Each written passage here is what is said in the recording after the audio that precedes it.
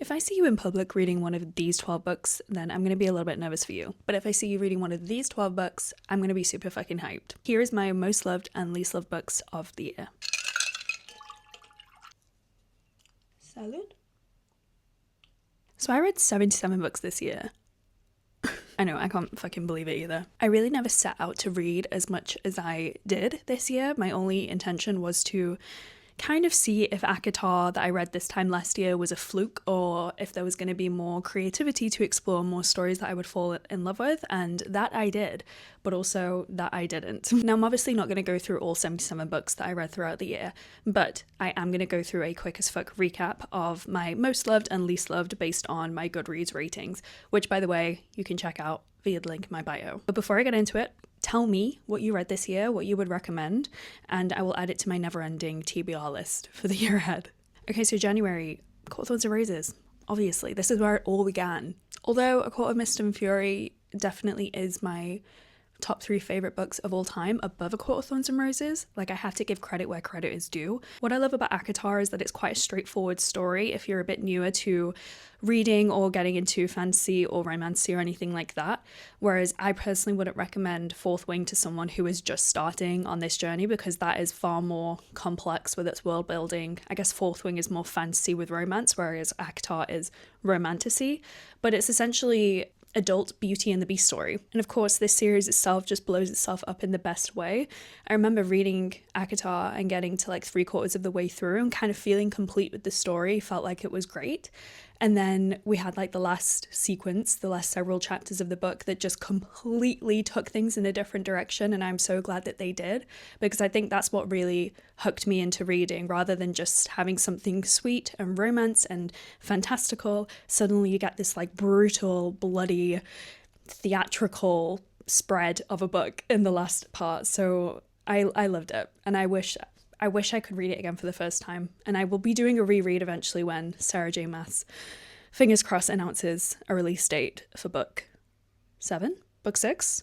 Book 6. Yeah. Least loved was Disney After Dark, purely because this is a book for a junior, I would say. I think if you are 11 to 14 years old, this is for you. But this is just a book that I go to Walt Disney World a lot. I've been a lot in the past with my family, and these are like books that we've always seen and thought it'd be interested to read the novels, see what they're like. It's basically set in like the Disney parks after night. It's like a night at the museum situation where all of the characters on the different rides come back to life. So the premise is great. Highly recommend to people who this book is written for, which is not a 30-year-old woman. But it was good. It was good. It just was not obviously the highest rated book that I read that year. Obviously Fourth Wing. I think everybody goes on this journey when they start getting into reading. If they start with something like ACOTAR, they just go on the same kind of path. And of course, my next book that I went through was Fourth Wing, and it was the best. It's one of the best books ever. I remember thinking, how far can they go with this? It's, you know, it's dragons and it's a war college setting and they're all kind of young. Like, how good can it be? Really fucking good. I hear that it's coming to screen and I'm kind of like really nervous about it, because unless it's at the caliber of Game of Thrones in terms of production value and the money that's going into it, you know, they could really easily screw this one up. So I'm holding out hope. I don't want to be negative Nelly here, but I am nervous about it. One thing I will say is that unfortunately books 2 and 3 really haven't quite hit for me. I feel like the plot hasn't really moved forward as it did in Fourth Wing. And, you know, there's a lot of pressure I imagine when you're an author that writes a book like Fourth Wing to really want to meet that level of writing and character development that you got within those first like 800 pages that you wrote. But for me personally, the other two just haven't quite been hitting. Like, I need something to happen, especially because I think there's going to be 5 or 6 books. Either way, we're at least at the halfway mark, and I don't know, I'm very much ready to see something dark and twisty happen with book 4, which apparently I feel like we are in for, so maybe I should just shut up and trust the process.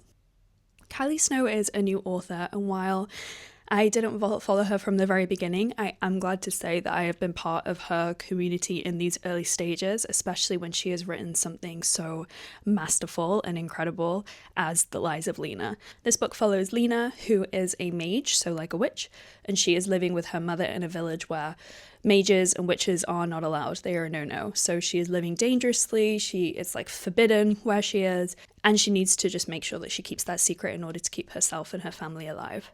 She meets a kind boy called Quill, who helps her to defend herself if she needs to. Ultimately, she has to leave the village. She has to escape the village for reasons you will find out when you read. And then that is where the story really begins. Like, I'll tell you, I wanted to share about this at some point, is that this book does the turn the page and see part 2 so well. It does it so well, and I wasn't expecting it, because when I first went into this book, I was like, oh, this is kind of about teenagers, and it's a little bit young. It feels a bit young, but it's not. This is a dark romantasy. There are very dark themes. It's important to read the content themes at the start of this book as well, and once you get through that initial part, which is maybe the first 100 pages, I could be making that up, it's been a while since I've read this, when you flip the page to part 2, there's a time jump and things really get going. So just stick with it. I just did not like it. I didn't like it. The premise follows a character called Nell, she's living in like human world, like where we are, and she's really heartbroken, and this character, Enver, he finds her in her heartbroken state, has sex with her, questionable, and while she is having sex with him, he kind of coerces her into making a deal that she is going to be his slave. People say it's basically the modern Labyrinth, the one with David Bowie, that really fucking weird film. For some reason, everybody has a bit of a kink for that, so people really love this book for that reason, but not me. It irritated me because I felt like the story itself had a lot of potential, but it was just overrun by so many gratuitous spy scenes which didn't make a lot of sense, didn't really add much to the story. They weren't necessary, and it was just a waste of my time. I just spoke about book 1, so I won't go too much into this, but obviously book 2, The Sins of Silas, is the second in the Intation Chronicles, and it is just a glorious fucking continuation of where we leave the team off in the first book. It's also really thick. I believe that when Kylie Snow originally wrote this, it was going to be like over 1,000 pages, but she trimmed it down, and I still got through it in like 3 days. I couldn't put it down. This was such a great story, and it ends on a pretty great cliffhanger. That what I got from Sins of Silas is what I've been wanting from Fourth Wing book 2 and 3, like a bit more, like there have been cliffhangers in those books, but at the very last second, as opposed to like something is building and like the last quarter of the book you're on the edge of your seat thinking what's going to happen, whereas books 2 and 3 of Fourth Wing, in my opinion, it was like everything is all right until like the last chapter, and then you realize something's wrong. I just like a bit more of anticipation for my reading journey when it comes to cliffhangers. Now listen, these book covers eat. I don't know if you say it in that way, if you only say it like 8. They eat. They're great. They're great book covers, and I actually want to buy the books just so I can have the book covers on my bookshelf. But the stories for me, not so much. I enjoy them and would continue to read them, but I just find that they're a little bit too short for me to get into. I think, my favorite cowboy romance novelist is Elsie Silver. She is god tier to me, and she can kind of do no wrong in my eyes, even if her stories are a bit like strange to me, but they're the perfect length. They have enough time for people to really journey with the characters, enough plot to keep you going. Whereas Lila Sage's books, and I hate to compare because I know everybody has a different unique style, but like the style of Lila Sage's books is they're great for, if you're on a flight or if you're going on vacation, but if you really want to get into a series and get into some characters and follow a journey, I wouldn't say this is for that. Like, I couldn't tell you what any of the books from this series are about. They just like existed and then, flew away. I only read 3 books in May, but I still feel like what I rated these books as was probably be accurate even if I read more. So the best was A Court of Silver Flames. I held out since I got the books, the ACOTAR series in December. I held out until May to read A Court of Silver Flames because I knew that I was going to be in for a really long wait until we got another book from Sarah J Maas, and I really wanted to wait for it. So I'm proud of myself for taking this long, but damn, I wish I hadn't. It was, my God, it was so good. It was so beautiful. I was so fucking excited for Nestor and Cassian's love story. Obviously, we had like whispers of it in the first few books, but just seeing how this evolved, even though I don't feel any of the plot was moved forward, I still feel like their love story was my favorite to read about. And honestly, I think that the love that Nesta and Cassian have for one another feels more pure and organic than any other love story that we have read in the series. And just being able to resonate a bit more deeply with what Nesta was going through, which was a lot of deep guilt and shame and PTSD from her experiences, I think that it was easier to connect with her story as opposed to Feyre's, which is obviously, you know, being captured and being swept off her feet and taken to a new fantastical world. Nesta's experience probably relates more to the human experience. So I think that's why people resonate more with A Court of Silver Flames than they do over ACOTAR or ACOMAF. I love how I say ACOMAF and it sounds like ACOMAF. I'm a child. I have a love-hate relationship with Anna Horn's books because it's a whole lot of toxicity wrapped up with like a sprinkling of fucked up. And sometimes it works for me, but most of the time it doesn't. It just feels a bit uncomfortable to read. But they keep me on my toes and I do enjoy them. But I kind of come away sometimes feeling a bit like dirty having enjoyed them. Know what I mean? It's enemies to lovers, billionaire romance, arrogance at an almighty high. So if you're into that, by all means, you will like this book. I don't find the possessive male attractive, you know? I find it possessive and uncomfortable. I never thought I would give a shit about hockey romances, and I say that having procrastinated from doing this video because I've just been binge watching Heated Rivalry after binge reading the book. So, you know, here we are. But to be honest, this series, outside of being just about hockey, is so much more than that. The series has found family, really strong female characters, and also the sweetest love, the sweetest of which is inside of Hattrick. So Hattrick follows Riley, who is obviously on the DC Stars team, and Lexi, who is their athletic trainer. Riley goes through a really traumatic car accident, which leaves him with an amputated leg. He needs to figure out what his life is going to look like post amputation, and Lexi is there to help him with his healing and also his treatment plan and a little bit something more. I love them. I love this series. I already did a short video talking about this, so I'll just say quickly that I didn't hate it. I just didn't love it as much as I thought I would. I think I would recommend this to someone who isn't quite ready to jump into ACOTAR but does want to dip their toes into some fantasy. But for me, it wasn't it. July was another quiet month with just 3 books. My favourite was Reckless by Lauren Roberts, which is the second in the Powerless trilogy, which has now concluded. I've said it before and I'll say it again, this book is so amazing, especially knowing that the author was 20 or 21 at the time when she wrote this. Knowing that this caliber of plot and writing came from a 21-year-old. Again, not to say that people that young do not know how to write a book, more so to say how incredible that we have 21-year-olds who are writing this level of story at their age. It's upper YA and kind of like the Hunger Games' second cousin, because the first story, there's like trials, there's a big kind of competition that the whole community doesn't want to have, but they're forced into. And the second one is just following on from that. So it's more of like cat and mouse chase, forbidden love, not too much world building. That was the only thing that disappointed me because we kind of got a bit of an extension of the world, but they never really spent much time in that world. So I wish that there was more of that. I wish the book was a little bit bigger for us to explore what this land looked like. But then I realized quickly that the story isn't really about that. It's a trilogy. They just really wanted to focus on these main characters and their development and the complexity of that. So all of those thoughts I had aside of what I would love to see more of, how it was brilliant. I'm sorry, but I don't even remember what this book was about beyond football. I think I was in like a sports romance phase and I thought, you know, I'm into American football, so let's see what this is like. And I hate to say it has nothing on these hockey romances that I've been reading. Moving on. I read this book in one day on my period and it was great.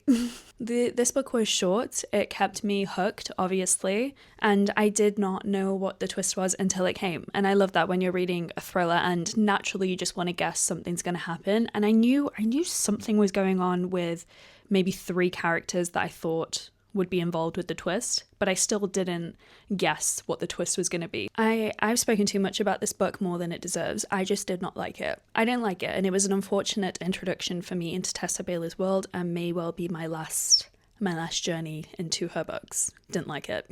Rewind It Back was the last in the Windy City series. I've mentioned before how I have loved more books in this series than I haven't loved, but the ones I didn't love, I really didn't like. But this one, I really, really liked. This was one of my favourite books of the year. This one follows Hallie and Rio. It's a second chance romance which is executed so beautifully. Hallie and Rio were childhood friends. They were neighbours, their families were really good friends. Firsts with everything, they had a very, very pure love with one another. However, where we meet them is several years later, they have not had any communication. Something happened in the past that we don't find out about for a while, and it keeps you on your toes, because I had a feeling that I knew what had happened as we were getting close to it, but it wasn't clear for a long time. It was kind of like anything could have happened, and I liked that because it wasn't super obvious and it kept me hooked, like wanting to figure out what went wrong. The worst of this month was The Mistake by Elle Kennedy. This one was just dull. It was dull. It was a weird story and felt like a filler story, but it didn't do anything for me. I didn't connect with it whatsoever. Honestly, October really wasn't a great month for reading, and even though there's obviously a most loved and least loved here, I didn't really love any of the books that I read. I read The Summer I Turned Pretty because I couldn't escape it.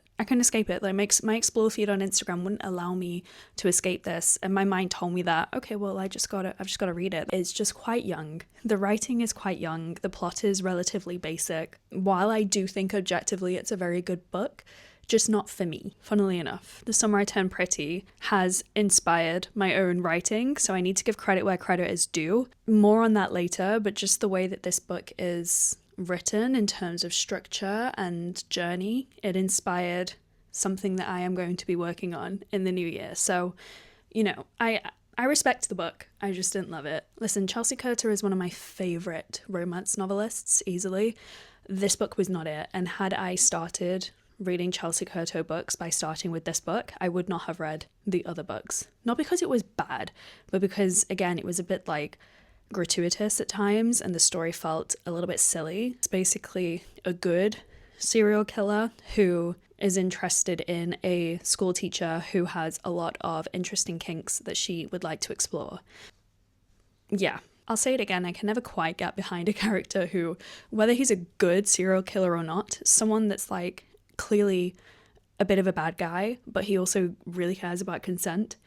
I just feel like the two don't go together and it feels weird to read about. I just couldn't take it seriously, so not my favourite. I mean, obviously. I've spoken about this series before and I will probably never stop speaking about it because the Boys of Tommen series, I've just finished book 4 and there are 6 and there's going to be more.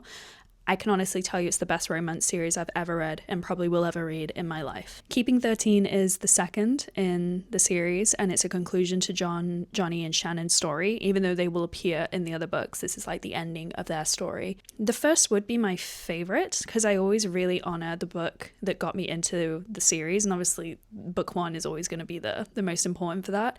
However, I mean, they're all super painful, but book 1 ends on a really painful cliffhanger, whereas book 2, we have the happily ever after. And as much as I can handle the pain, I can ride that wave, I fucking needed the reprieve that came at the end of Keeping 13 because damn, these books I've got them right in front of me. These books are thick. They are really thick and they're traumatic and it takes a long time for you to get to the joy that you want to reach. But the Keeping 13 is going to be my favourite of these two. Again, this one's from the Off-Campus series. Didn't really connect with the characters, didn't really connect with the story. It's basically kind of reformed fuckboy meets girl who's looking for a rebound. That would have really interested me in like my early 20s, but neither of those things are for me. So Redeeming 6, I got this for Christmas. I got it on Christmas Day and I finished it on the 27th. Redeeming 6 is the second of Joey and Aoife's story, which is the fourth of the series. Joey is Shannon's brother, and oh god, it's so difficult because you are essentially reliving what Shannon went through in books 1 and 2, but from Joey's perspective. And book 3, which is Saving 6, this takes place like before the events of book 1. And then Redeeming 6 is like catching up with the events and then a little bit after. Thank God we get to a little bit after because, there was only so much that I could handle of like repeating the things that went on in the Lynch household. But we got there. We got there and it felt really good. I will say like, ouch, because where you have a lot of comedic relief within book 1 and 2, book 3 and 4, nah, this is just going to be like hundreds of splinters to your heart. Every chapter. every fucking chapter. But honestly, it is beautiful, and I would splinter my heart 1,000 more times if it meant that I could read these books for the first time again. This was my first arc. You know, when you sign up to those lists and then you're like, this is my Instagram account and like, this is what I do, and then they let you read a book for free to review it. That was one of these, and I was really excited about it. It was a novella written by Haley True, and it's based over the course of a Christmas where our main character, Bailey, she is spending her Christmas with her asshole boyfriend. There just wasn't much to it. There wasn't really a story to it, to be honest. All right, so there you have it. What a year it's been. I cannot wait to dig into more books in the new year. Cannot believe I read this much. As I said, would love to know what you read this past year, any recommendations you would have, any books you would tell me to steer clear from, what you're drinking right now, this Negroni. Looking forward to more reading to come.